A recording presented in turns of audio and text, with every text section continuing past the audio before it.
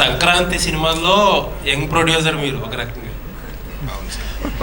So చాలా మంది ఏంటంటే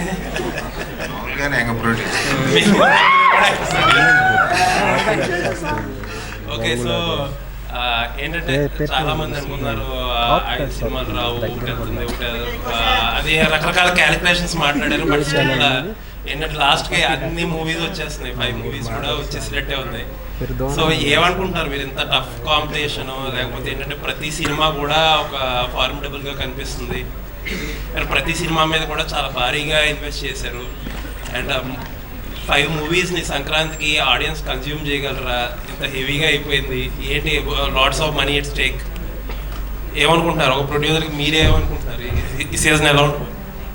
January 13th అని అనుకుంటున్నాను సార్. మారేదేం లేదు సార్. డేట్ మారుతుందని కాదండి, కొంచెం అంటే యూనిక్ సిచ్యువేషన్ కదా, ఇన్ని సినిమాలు మనీ ఎట్ స్టేక్ సార్. ఇప్పుడు చెప్తూనే ఉంటాను, మళ్ళీ రిపీట్ అవుతాం. ఒక కొందరితో చేయాలని ఇష్టం ఉన్నప్పుడు ఇక అవన్నీ ఎక్కువ ఆలోచించకూడదు సార్. ఇష్టమైతే సినిమా చేయాలి, లేకపోతే చేయకూడదు. శైలేష్ గారు